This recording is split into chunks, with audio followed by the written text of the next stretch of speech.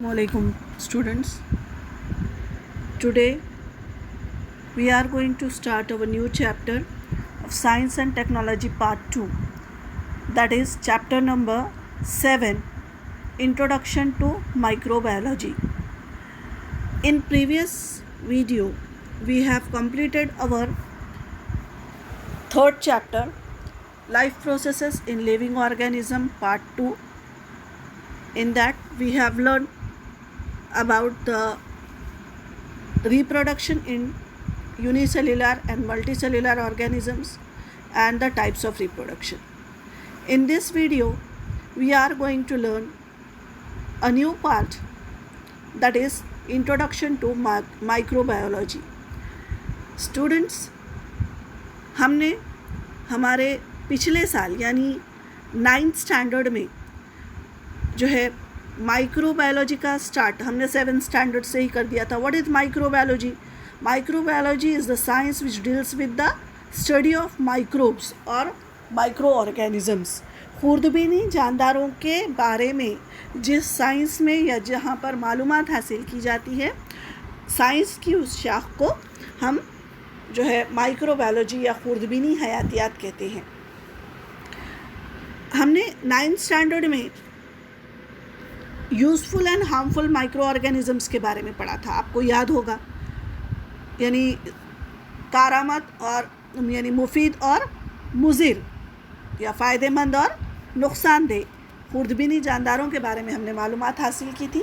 मुख्तलिफ़ खुर्दबीनी जानदार जो हमारे लिए इस फ़ायदेमंद भी हैं, जैसे कि लैक्टोबैसिलस के बारे में आपने पढ़ा था, ईस्ट के बारे में आपने पढ़ा था, बहुत सारे ऐसे, और कुछ हार्मफुल ऑर्गेनिजम्स लाइक क्लॉस्ट्रीडियम, है ना, ऐसे बहुत सारे जो है अलग अलग माइक्रो ऑर्गेनिजम्स जो हमारे लिए नुकसानदेह होते हैं, बीमारियां फैलाते हैं या कुछ और. लेकिन इस चैप्टर में हम उनका इस्तेमाल कहाँ और कैसे करते हैं. we will learn about the applied microbiology. We will learn about the application of that useful microorganisms. तो किस तरीक़े से मुख्तलिफ़ मैदानों में, मुख्तलिफ़ जो है जगहों पर इन माइक्रोब्स का, यूज़फुल माइक्रो ऑर्गेनिजम्स का इस्तेमाल कैसे, कहाँ और क्या तैयार करने के लिए किया जाता है, उसके बारे में हम इस सबक में मालूमात हासिल करेंगे. So the important points which we are going to discuss in this lecture, that is lecture number 1 is, first point is applied microbiology यानी इतलाक़ी खुर्दबीनी हयातियात. सेकेंड इज़ इंडस्ट्रियल माइक्रोबायोलॉजी, सनती खुर्दबीनी हयातियात. Main features of industrial microbiology, सनती खुर्दबीनी हयातियात के अहम पहलू जो कि है यानी अलग अलग किस्म के प्रोडक्ट्स किस तरीके से तैयार होते हैं उसके बारे में. प्रोडक्ट्स यानी पैदावार, तो उसमें हम इस लेक्चर में पहले टाइप के प्रोडक्ट्स यानी पैदावार के बारे में देखेंगे, that is a dairy products. कौन कौन से है? योगर्ट प्रोडक्शन, योगर्ट प्रोडक्ट या योगर्ट की पैदावार, बटर यानी मक्खन, चीज़ प्रोडक्शन यानी चीज़ की तैयारी, और प्रोबायोटिक्स यानी प्रोबायोटिक्स की तैयारी. तो चलिए शुरू करते हैं हमारा lecture number 1. In start of your chapter some questions are asked to you. That is first question is given, which different microbes are useful to us. जैसा मैंने अभी आपको चैप्टर शुरू करते वक्त बताया कि हमने 9th स्टैंडर्ड में पढ़ा हुआ है useful and harmful micro organisms. तो मैंने नाम भी गिनाए आपको, कौन कौन से हैं. लैक्टोबैसिलाई है, ईस्ट है ना, और बहुत सारे फंगस लाइक पेनिसिलिन वगैरह है जो एंटीबायोटिक्स जो है तैयार करने में कारआमद साबित होते हैं. Which different products can be produced with the help of microbes, और कौन कौन से फ़ायदेमंद अशिया, प्रोडक्ट्स या पैदावार हम बहुत चीज़ें कर सकते हैं. जैसे कि lactobacillus is used to make yogurt यानी दही बनाने में, लैक्टिक एसिड फॉर्म होता है, ये आप जानते हैं, है ना, दूध से दही बनाने में. और भी बहुत सारे जो है डेयरी प्रोडक्ट्स हैं, जैसे जिसका मैंने अभी थोड़ी देर पहले आपको ज़िक्र किया है, योगर्ट है, बटर है, चीज़ है, प्रोबायोटिक्स है. इसके बारे में हमने 9th स्टैंडर्ड में भी इन शॉर्ट पढ़ा हुआ है, लेकिन अब यहाँ पर हमको ये सब चीज़ें इंडस्ट्रियल स्केल पर किस तरह तैयार होती हैं ऑन द लार्ज स्केल, और उससे हम किस तरीके से फाइनेंशियल फ़ायदा उठा सकते हैं माशी तौर पर, उसके बारे में हम यहाँ पर देखने वाले हैं. So let's start with the first point, that is applied microbiology, इतलाक़ी खुर्दबीनी हयातियात. क्या है ये applied microbiology? It is nothing but the study of enzymes related to some prokaryotes and eukaryotic microbes, proteins, applied genetics, molecular biology, etc. is done in the applied microbiology. applied microbiology अतलाक़ी खुर्दबीनी हयातियात में कुछ गैर वाज़ेह मरकज़ा बरदार खुर्दबीनी जानदारों से मुतालिक़ उनमें मौजूद ख़ामिरे, protein और अतलाक़ी जीनियाती science, सालेमाती science है ना, मॉलिक्यूलर बायोलॉजी, ऐसे इनसे रिलेटेड जो है बातों का, इनसे ताल्लुक़ रखने वाली बातों का जिस शाख में मुताल्ला किया जाता है उसी को अतलाक़ी या अप्लाइड माइक्रोबायोलॉजी या इतलाक़ी खुर्दबीनी हयातियात कहते हैं. Applied microbiology is used for manufacturing various food products and medicines, और इसी की वजह से अप्लाइड माइक्रोबायोलॉजी की वजह से इसका इस्तेमाल करके हम बहुत सारी चीज़ों का मैन्युफैक्चरिंग यानी उसकी पैदावार कैसे की जाती है उसके बारे में मालूमात हासिल कर सकते हैं, जैसे कि फूड प्रोडक्ट्स यानी ग़िज़ाई अज्जा और मेडिसिन यानी दवाएं. With the help of micro organism such products can be produced on a large scale and hence it become useful for everybody. और इससे हम जो है बहुत बड़े पैमाने पर ऐसी अशिया की पैदावार कर सकते हैं जो हर एक के लिए फ़ायदेमंद साबित हो सकती है. Now industrial microbiology, when microbiology is used for commercial purpose as well as for economic, social and environmental related processes, then it is called industrial microbiology. यानी खुर्दबीनी जानदारों का इस्तेमाल जब हम कारोबारी तौर पर करते हैं, कारोबारी मकसद से उसका इस्तेमाल करते हैं, जैसे कि इक़्तिसादी, समाजी और माहौलियाती नज़रियात के ताल्लुक़ से और अहम तामुलात और पैदावार के लिए हम से रिलेटेड जब हम इनका इस्तेमाल करते हैं तो हम इसको जो है सनती खुर्दबीनी हयातियात कहते हैं. By sustained research on various microbes, various products are produced on large scale by the industrial microbiology. और इसी की वजह से हम बड़े पैमाने पर जो है बहुत सारे जानदारों का खुर्दबीनी जानदारों का इस्तेमाल करते हैं और उनसे बहुत सारी अशिया की पैदावार कर सकते हैं. The main features of industrial microbiology, industrial microbiology के मेन फीचर्स हैं दो. क्या है? Using fermentation process, different products such as bread, cheese, wine and raw materials for chemical reaction is produced.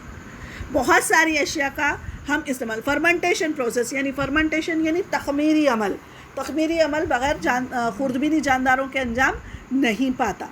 तो खुर्दबीनी जानदारों के इस्तेमाल से हम फर्मेंटेशन प्रोसेस जो है करवाते हैं और जिसकी वजह से ब्रेड, चीज़, वाइन यानी शराब और बहुत सारे ऐसे रॉ मटेरियल या कच्चा खाम माल तैयार कर सकते हैं जो केमिकल रिएक्शंस के लिए ज़रूरी होता है.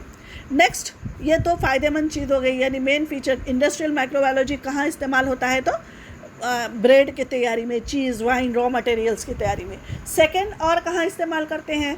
Solid waste management and pollution control can be done with the help of microbes for garbage management and pollution control.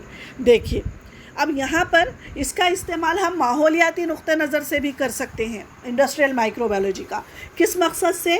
For solid management यानी जो ठोस फाजिल अशिया हैं उनके इंतज़ाम के लिए, और पोल्यूशन कंट्रोल यानी आलूदगी को काबू करने के लिए. It can be done with the help of microbes. किसकी वजह से? खुर्दबीनी जानदारों की मदद से.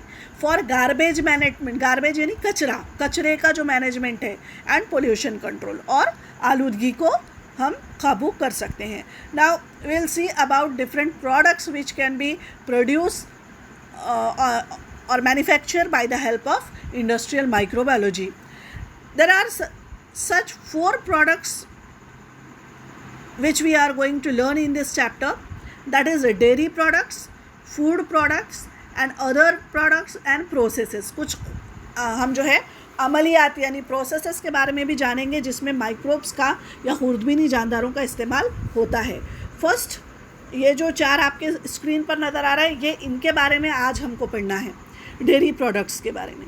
वो है योगर्ट यानी दही, बटर यानी मक्खन, चीज़, उसको चीज़ ही कहते हैं उर्दू में भी, और प्रोबायोटिक्स, प्रोबायोटिक्स को भी प्रोबायोटिक्स ही कहते हैं। और वो क्या है और क्या इस्तेमाल में आते हैं वो मैं आपको लेक्चर के कंटिन्यूएशन में आगे समझाऊंगी। Second is food products. कुछ जो है ग़िज़ाई अज्जा भी हम माइक्रोब्स के थ्रू तैयार कर सकते हैं, like bread, vinegar, beverages and soya sauce. उनमें है पाव यानी जो ब्रेड हम इस्तेमाल करते हैं, मुख्तलिफ़ अक़साम के ब्रेड होते हैं जिनमें आप केक्स वगैरह, आप तमाम किस्म की ब्रेड आ गई उसमें। विनेगर जिसको सिरका कहते हैं, विनेगर एंड बेवरेजेस यानी मशरूबात, मुख्तलिफ़ किस्म के मशरूबात की तैयारी होती है, शरबत, ठंडे शरबत वगैरह जो भी होते हैं। And soya sauce, soya sauce का इस्तेमाल हम करते हैं चाइनीज़ वगैरह बनाने में, आप लोग अच्छे से जानते हैं। नाउ नेक्स्ट वन इज़ दीगर अदर प्रोडक्ट्स, दैट इज़ दीगर पैदावार। कौन कौन सी हैं वो? माइक्रोबियल एंजाइम्स, खुर्दबीनी खामिरे, खुर्दबीनी जानदारों में मौजूद ऐसे एंजाइम्स जो मुख्तलिफ़ चीज़ों की तैयारी में मददगार साबित होते हैं। एंटीबायोटिक्स यानी ज़िद्द हयात, ये हमने 9th स्टैंडर्ड में भी देखा था, बीमारियों से लड़ने के लिए जो हम एंटीबायोटिक्स इस्तेमाल करते हैं। माइक्रोबियल बायोफ्यूल्स, खुर्दबीनी हयाती ईंधन। अब खुर्दबीनी जानदारों से हयाती ईंधन भी तैयार होता है, कैसे होता है हम देखेंगे। नेक्स्ट इज़ बायोगैस, बायोगैस का के बारे में आप जानते हैं, हयाती गैस।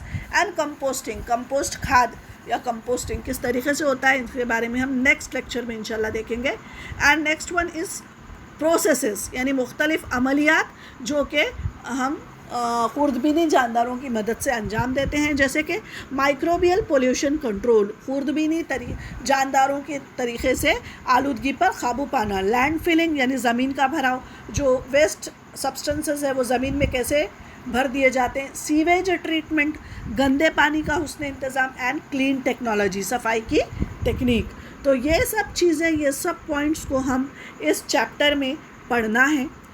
मुख्तलिफ़ ये पैदावार, ये मुख्तलिफ़ चीज़ें हैं जिनमें खुर्दबीनी जानदारों का इस्तेमाल होता है।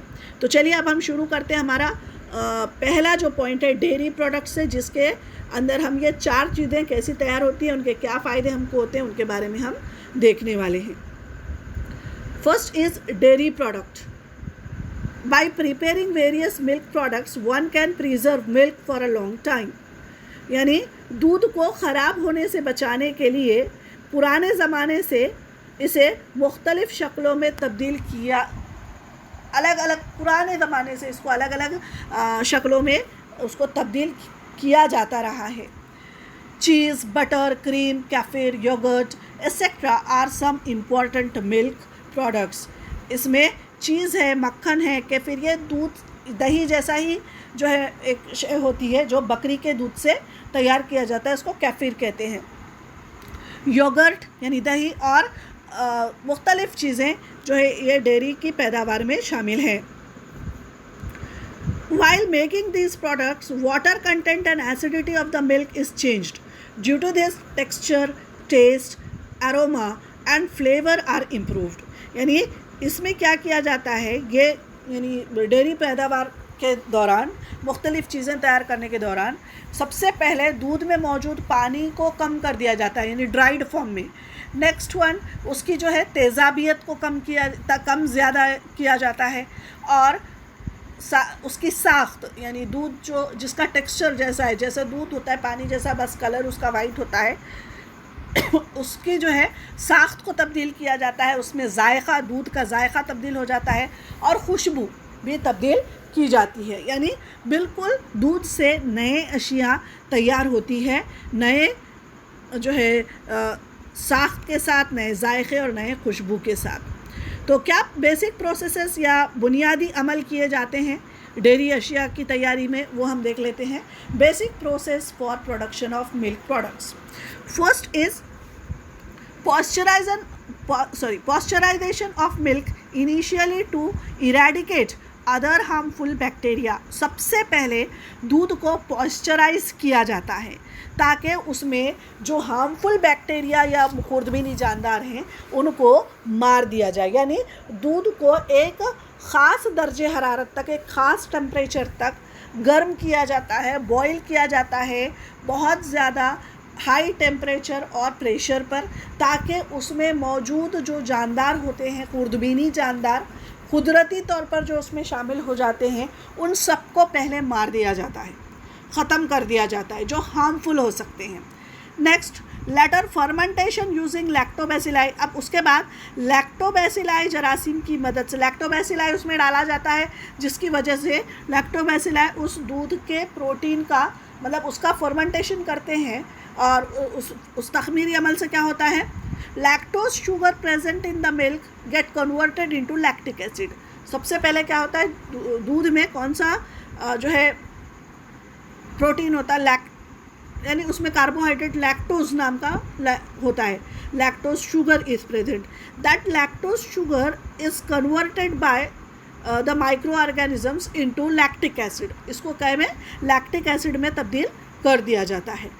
ये जो लैक्टिक एसिड तैयार होता है, इसकी वजह से दूध का टेक्सचर तब्दील हो जाता है।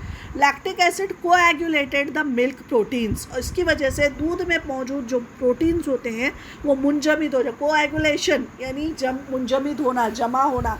दही का टेक्सचर, जैसे आपको पता है ना दूध से दही बनता है, आप दूध में थोड़ा सा पहले से बनाया हुआ दही थोड़ा सा डालकर 2-4 घंटे रखकर आप देखें, दूध जो है जम जाता है, उसको कोएगुलेशन कहते हैं। उसकी वजह क्या है कि दूध में मौजूद जो शक्कर है, जो कि लैक्टोज शुगर है, उसका कन्वर्जन माइक्रो ऑर्गेनिजम्स यानी लैक्टोबैसिलाई की वजह से वो लैक्टिक एसिड में कन्वर्ट हो जाता है।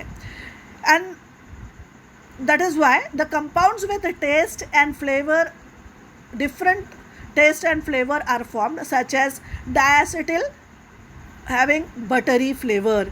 मसलन डायएसिटिल जैसे जो है मुरक्कबात तैयार होते हैं, खुशबूदार मुरक्कबात, जिसकी वजह से जो है मक्खन जैसी खुशबूदार जायके उसमें तैयार होते हैं। समझ में आई बात?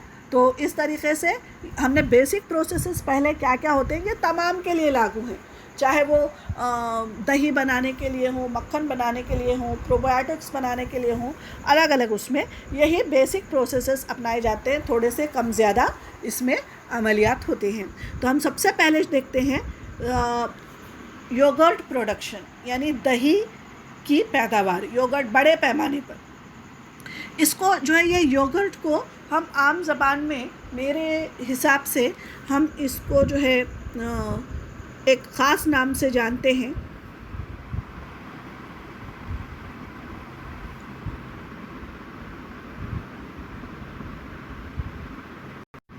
इसको हम जो ख़ास नाम से जानते हैं उसको श्रीखंड कहा जाता है, अलग अलग फ्लेवर में आता है।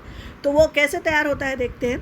Condensed milk powder mixed with milk for more proteins.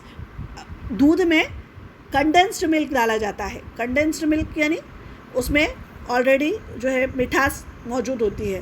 And then milk is then boiled, cooled a little. पहले उसको जो है दूध में ज़ायद प्रोटीन के लिए दूध का पाउडर मिलाते हैं पाउडर्ड फॉर्म में, और जो है उसको दूध को पहले उबाल दिया जाता है, फिर उसको नीम गर्म हद तक ठंडा कर लिया जाता है, यानी जितना गर्म वो है बॉयल, उसके बाद वो आधा ठंडा हो जाए। नेक्स्ट स्टेप में streptococcus thermophilus strains added to it in 1:1 proportion.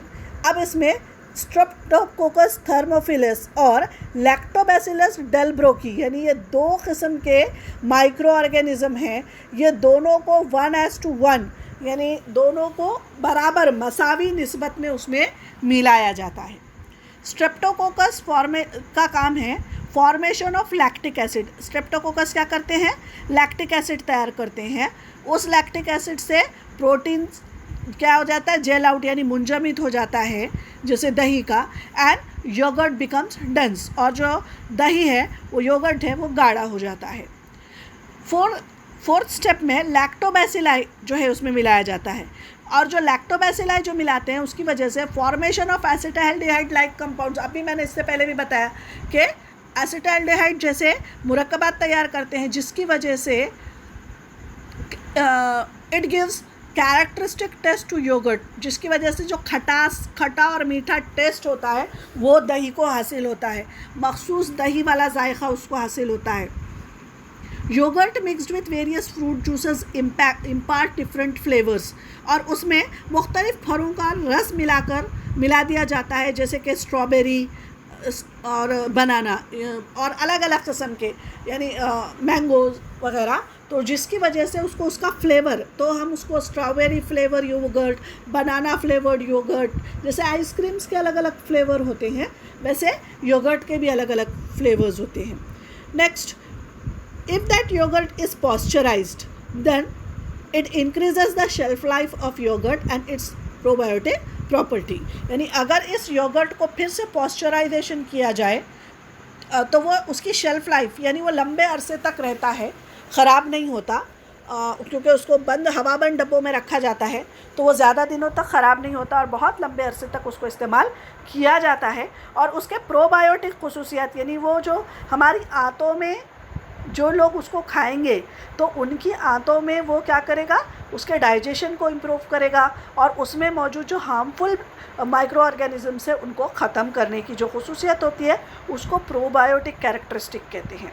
तो योगर्ट फॉर्मेशन कैसा होता है, देखिए, मिल्क का लैक्टोज जो है लैक्टिक एसिड में तब्दील होता है, यहाँ पर कोएगुलेशन होता है। फिर वो किसकी वजह से होता है, दो किस्म के हम इसमें जो है माइक्रो ऑर्गेनिजम्स ऐड कर रहे हैं, स्ट्रेप्टोकोकस थर्मोफिलस एंड लैक्टोबैसिलस बल्गैरिकस। ये जो है लैक्टोबैसिलाई हैं और यहाँ पर ये आपको अलग अलग फ्लेवर के आपको जो है योगर्ट नज़र आएंगे। ये स्ट्रॉबेरी फ्लेवर है, अलग अलग फ्लेवर्स के मार्केट में अवेलेबल होते हैं। चलिए next product, dairy product is butter. Butter is of two types, दो तरीके के या दो तरह के होते हैं।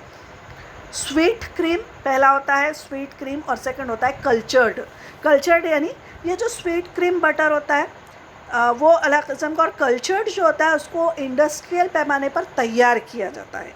जो स्वीट क्रीम होता है वो दही के ऊपर जो मक्खन आता है वो घरेलू पैमाने पर भी हम उसका इस्तेमाल कर सकते हैं या तैयार कर देते हैं, वो एक तरीके से हम उसको कुदरती कह सकते हैं। और जो सेकेंड है कल्चर्ड होता है, and that is produced on a large scale. For the large scale production of cultured butter, microbes are used। और जो कल्चर्ड किस्म का होता है उसको तैयार करने में यहाँ पर जो ये कल्चर्ड बटर है और इसको तैयार करने में माइक्रो ऑर्गेनिज़म्स का इस्तेमाल होता है, मुख्तलिफ़ माइक्रो ऑर्गेनिज़म्स इसमें इस्तेमाल होते हैं। और हमारे हिंदुस्तान में ये जो आपके स्क्रीन पे नज़र आ रहा है इसका इस्तेमाल सबसे ज़्यादा होता है बटर का। समझ में आ रहा है? अब ये आप इसको दो मानों में ले लीजिए, बटर का इस्तेमाल आप कहाँ कहाँ कर सकते हैं, लेकिन बटर का इस्तेमाल हमारे यहाँ सबसे ज़्यादा होता है, ये मैं कह सकती हूँ। चलिए आगे आते हैं, cheese production, methods of cheese production. Cheese भी आपको पता है बहुत सारे बच्चों को जो है ब्रेड के बीच में स्लाइसेस, चीज़ के स्लाइसेस आते हैं, और आजकल तो पिज़्ज़ाज़ में चीज़ है, या आप सैंडविचेस खाते हैं, या बहुत सारी ऐसी चीज़ें जिसमें हम चीज़ का इस्तेमाल बहुत भरपूर तरीके से करते हैं। So now will see how this cheese is produced. Cheese is produced from cow milk in the entire world. सारी दुनिया में चीज़ जो है ये गाय के दूध से बनाया जाता है। Initially chemical and microbiological test of milk is done. सबसे पहले क्या किया जाता है, उस दूध की कीमियाई और खुर्दबीनी हयाती जांच होती है कि उसमें कौन कौन से खुर्दबीनी जानदार मौजूद है और उनकी क्या खुसूसियात है। यानी चीज़ बनाने से पहले काउ मिल्क का टेस्ट होता है दो तरीके का, first is chemical test and second is microbiological test. हो गया।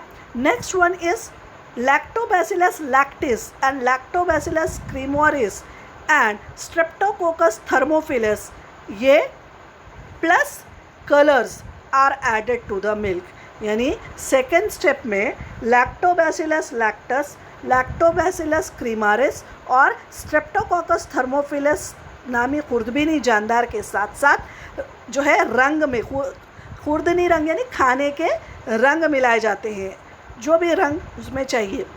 Next one is milk turns सोर, उसकी वजह से मिल्क में खटास आती है।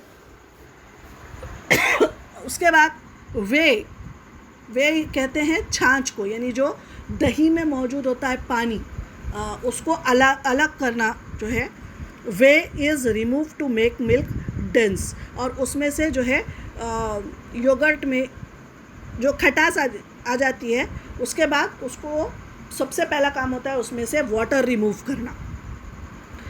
Proteases enzyme from fungi is used at present to produce vegetarian cheese. पहले ज़माने में जो है जो चरने वाले जानदार होते हैं ना, कैटल्स जिनको हम कहते हैं, उनका जानवरों की ग़िज़ा की नाली से हासिल किया गया एक खामेरा इस्तेमाल होता था, रिनेट। लेकिन इससे जो तैयारशुदा चीज़ है उसको हम नॉन वेजिटेरियन चीज़ कहते हैं। लेकिन जो वेजिटेरियन लोग होते हैं उनके लिए फंगस से प्रोटीएज नामी एंजाइम आजकल मिलाया जा रहा है, जिसकी वजह से जो चीज़ तैयार हो रहा है वो भी वेजिटेरियन चीज़ कहलाता है। और पुराने ज़माने में ये जो टेक्निक नहीं थी कि फंगस से प्रोटीएज नाम का एंजाइम एक्सट्रैक्ट करके मिलाने की टेक्निक जब तक डेवलप नहीं हुई थी, जो रेनेट नाम का जो जानदार या एंजाइम है वो मवेशियों के एलिमेंट्री कैनाल यानी उनके ग़िज़ाई नाली से निकाला जाता था। Now whey is completely separated from yogurt, और नेक्स्ट स्टेप में उसका जो पानी है दही का वो कम्प्लीटली निकाल कर उसको सॉलिड या एकदम से सॉलिड हालत में हासिल कर लिया जाता है। आपने घर में भी देखा होगा, हमारे घरों में भी जब दही को कॉटन के कपड़े मसलिन क्लॉथ में लपेट कर थोड़ा ऊंचाई पर लटका दिया जाता है और उसमें से पानी टपकने दिया जाता है, छन्नी वगैरह में भी रखकर, है ना। तो चीज़ प्रोडक्शन, अब उसके हमको स्टेप्स यहाँ पर आपको इन शॉर्ट दिए गए हैं। पहला है, अब जो ऐसा होने के बाद, ये सॉलिड हो जाने के बाद, cutting the solid yogurt into pieces. अब जो बचे हुआ सॉलिड योगर्ट है उसको हिस्सों में, पीसेस में, टुकड़ों में तकसीम करना। देन वॉशिंग यानी उसको धोना, देन रबिंग रगड़ना, सॉल्टिंग उसमें एसेंशियल सॉल्ट्स मिलाना, मिक्सिंग ऑफ एसेंशियल माइक्रोब्स और उसमें खुर्दबीनी जानदार जिनकी ज़रूरत है वो डालना, पिगमेंट्स, रेशे और यानी जो जायकेदार अशिया है वो उसमें मिलाकर जो है उसको रखा जाता है।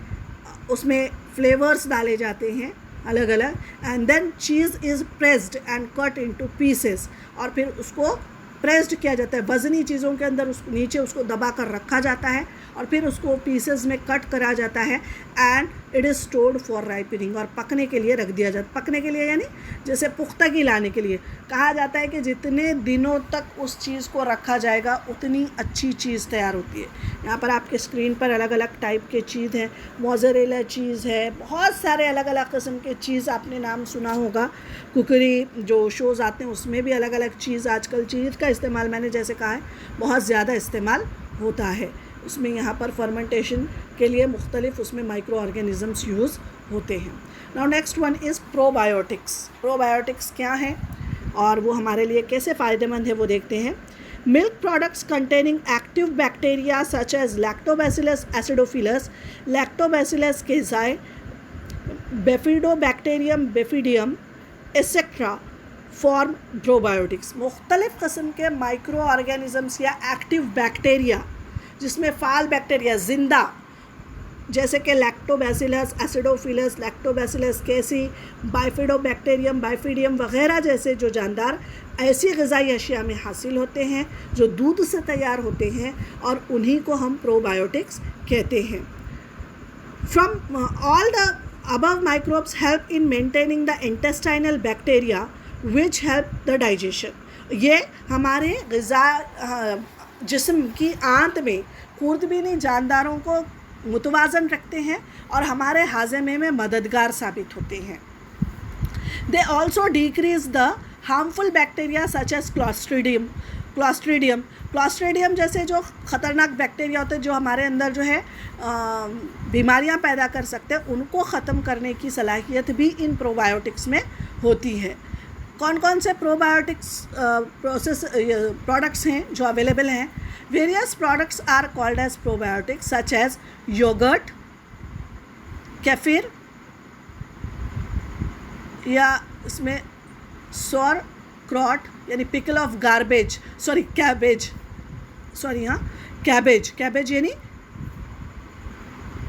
गोभी का अचार, एंड अदर पिकल्स, मुख्तलिफ अचार, dark chocolate, miso soup, oils, corn syrup, artificial sweeteners, sea food, micro algae etcetera, for example spirulina, chlorella, blue green algae etcetera, ये सब चीज़ें प्रोबायोटिक्स हैं।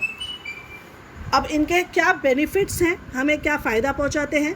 The colonies of useful bacteria are formed in the alimentary canal, हमारे जो ग़िज़ा की नाली में मुफीद बैक्टीरिया की कॉलोनीज तैयार हो जाती हैं। The harmful microbes can be controlled by reducing there metabolic activities, और ये जो है ये हमारी ग़िज़ा की नाली में मुफीद खुर्दबीनी जानदार पैदा करते हैं, और जो दीगर खुर्दबीनी जानदार हैं उनके तहव्वुली अफ़ाल को ख़त्म करके उनको ख़त्म करने में मददगार साबित होते हैं जो हार्मफुल हैं। Probiotics improve resistance to fight against disease, और इनकी वजह से हमारे जिस्म में जो है बीमारियों के ख़िलाफ़ मज़ाहमत करने की सलाहियत में इजाफ़ा हो जाता है। Some harmful substances are formed during metabolic activities. Their bad effects are lowered due to probiotics. हमारे जिस्म में कुछ एंटीबायोटिक्स की वजह से ग़िज़ाई नाली के मुफीद खुर्दबीनी जानदार नाकारा हो जाते हैं, और उनको दोबारा फ़ाल करने के लिए प्रोबायोटिक्स का इस्तेमाल होता है। Probiotics are used for treatment of diarrhoea, पेचिश के इलाज के लिए भी इनका इस्तेमाल किया जाता है। In poultry treatment to probiotics are used, मुर्गियों के इलाज के लिए भी आजकल प्रोबायोटिक्स का इस्तेमाल किया जा रहा है। और जो कुदरती प्रोबायोटिक है, जो घर में बना हुआ जो दही होता है, वो सबसे अच्छा प्रोबायोटिक्स है। और आजकल जो है दवाओं की सूरत में भी प्रोबायोटिक्स, एक्टिव प्रोबायोटिक्स अवेलेबल है मार्केट में। उसके एडवर्टाइजमेंट भी टीवी पर आते हैं। एक उसमें से प्रोबायोटिक याकुल्ट है जिसका एडवर्टाइजमेंट आप टीवी पर देखते हैं। तो प्रोबायोटिक्स मुख्तलिफ़ किस्म के बैक्टीरिया, एक्टिव बैक्टीरिया होते हैं जो हमारी आंतों में रहकर हमारे आंतों को सही रखते हैं, ग़िज़ा को हज़म करने या निज़ाम इंहिज़ाम को एक्टिव रखते हैं, और जो हार्मफुल बैक्टीरिया होते हैं उनको ख़त्म करने में भी मददगार साबित होते हैं। तो इस तरह हमने आज हमारे चैप्टर का फर्स्ट हिस्सा डेयरी प्रोडक्ट्स के बारे में हमने मालूमात हासिल की। इंशाल्लाह in next video we will learn about more different products. Till then, stay safe, stay home. Assalamu alaikum. Allah Hafiz.